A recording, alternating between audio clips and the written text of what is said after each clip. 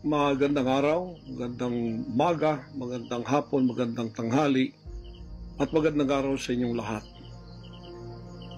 Ang pangungusap ko pong ito ay napakahalaga para sa lahat ng mga kababayan nating Pilipino na makikinig at manonood sa akin, although hindi nakikita ang mukha ko.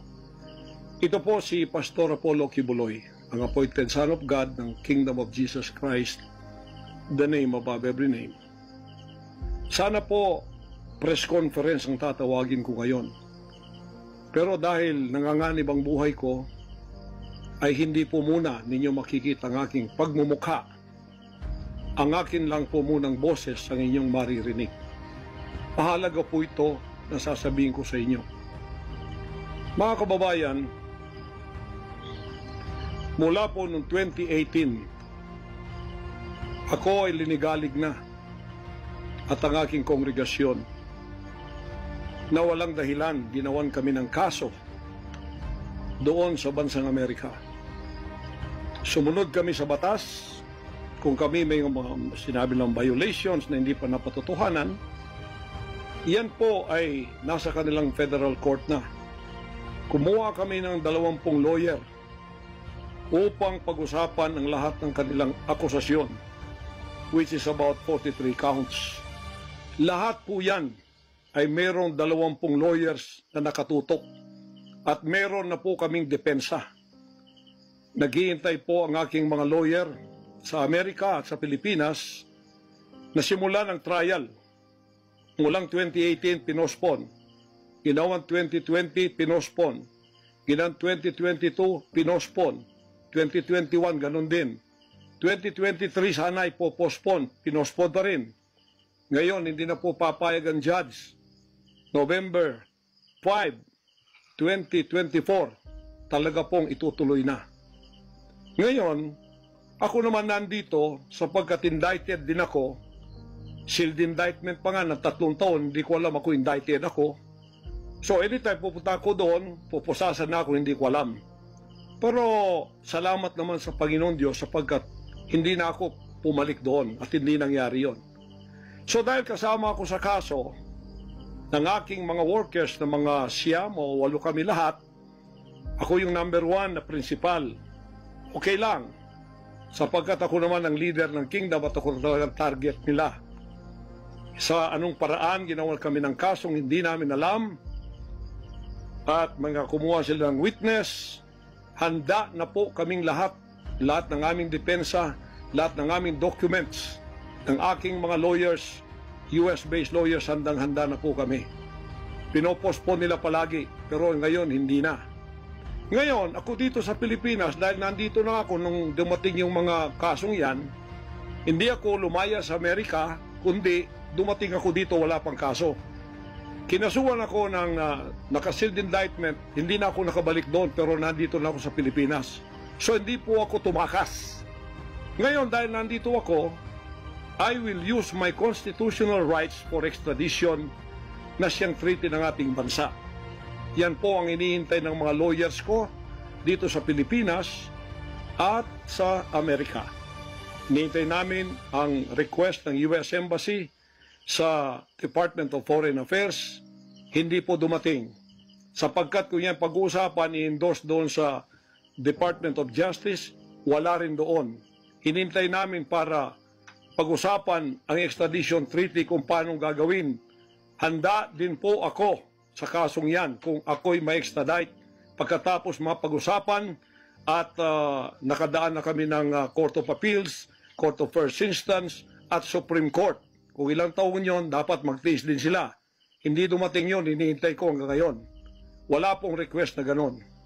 Ngayon, eto po ang mahalagang ibabalita ko sa inyo. Mula noong 2018 hanggang ngayon, hindi na po kami mapakali sa ating sariling bansa. Nawala po ang aming kalayaan sapagkat kami dito ay sinosurveillance.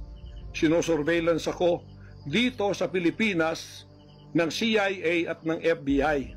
Sarili kong bansa, ako po ay nagtatago sapagkat liligwakin ako ng ganun-ganun na lang. Walang extradition process na gagawin. Dumating po sa aming kaalaman sa mga sandaling ito from reliable sources, correct me if I am wrong, but these are reliable sources na dumating sa akin, na ayaw na raw po nila ng extradition treaty. Ang kanila daw pong gagawin ng CIA, ng FBI, ng US Embassy at State Department, kasabwat ng ating gobyerno, ng Pangulong Marcos at ng First Lady at kung sino pa man ang nasa gobyerno, ako ay rendition ng kanilang gagawin. Ang rendition, ang ibig sabihin po, anumang oras pwede lang pasukin ang aking compound at ako ay kidnapin. It's not only rendition but also elimination. If it is possible, pwede nila akong i-assassinate. So, nandun po sa dalawang yun. Kidnapping or assassination. Killing talaga, murder. Yun po ang dumating na balita sa akin ngayon from reliable sources. Kaya, mulang 2018, alam na po namin na may gagawin sila. Hindi lang namin alam kung paano sapagkat ang iniintay namin ay extradition sapagkat yun ang treaty natin. Ngayon, ito pong gagawin nila dahil hindi na sila dadaan doon ay illegal. Kidnapping or elimination or assassination. Di po ba sa atang sariling bansa ang aking constitutional rights na wala na? Sapagkat ako po ay binigay na sa kamay ng mga banyagang ito ng ating sariling gobyerno ni Pangulong Marcos at ni First Lady Araneta Marcos. Huwag kayong magkaila kung totoo itong sinasabi ko. Angkinin nyo, kung hindi, i-correct ninyo ako. Sapagkat ang buhay ko ngayon ay nanganganib. Kahit mukha ko, hindi ko pwedeng ipakita sa inyo. Sapagkat ako ay binigay na ninyo sa kamay ng mga Amerikano. At gagawin nilang gusto nilang gawin sa akin sa aking sariling bansa. Ang aking 11 compounds, araw-gabi, sinosurveillan ng drone. Hindi po kami makatulog, hindi kami mapakali. Baka yung ginawa nila sa amin noong 2020 doon sa Amerika, na bigla kaming pinasok, pinaggigibang pintuan, pinaggigibang lahat ng aming pamamahay sa loob, linigwak lahat, ay gagawin nila dito sa aming bansang Pilipinas sa aking mga compound. Saan man po ako naroroon, nandoon sila nakasurveillance sa akin at naghihintay na lang ng tamang pagkakataon upang ako ay kidnapin o kaya patayin o kaya i-assassinate na ganun-ganun na lang para mawala ako dito sa mundong ito. Na kanilang bakit ako naging hadlang, hindi ko alam. Hindi lang po yun mga kababayan, kundi ang aking leaders lahat kasama na sa elimination. Ito pong aking Board of Administrators, senior leaders, lahat po sila ay pwede na rin nilang patayin lahat. At pagkatapos hindi namin alam kung anong plano nila sa buong properties namin sa Kingdom Nation. Kahit bakit ganito sila kagalit at bakit ganito ang kanilang treatment sa akin na isang appointed son. Ang ministry ko po ay evangelizing the whole world with the Word of God. Hindi ko naman kasalanan ako'y maging kaibigan ng politikong tulad ni Pangulong Duterte, Vice President Sara. Taga Davao po kaming lahat. Lumaki kami lahat dito. Alam ko po ang aking mga kaibigan sila. Lumaki kami, mayor namin yan, prosecutor pa, naging congressman, naging president. Yan po ang aking pakikipag-ugnayan for nation building. Wala akong ibang interest sa bansang ito, kundi ang pagunlad. Ngayon, ako po ay inuusig. Ako po ay ginigipit. At ako po ay sinasaktan sa lahat ng paraan ng mga false accusation, false allegations na ayaw naman nilang pumunta sa korte.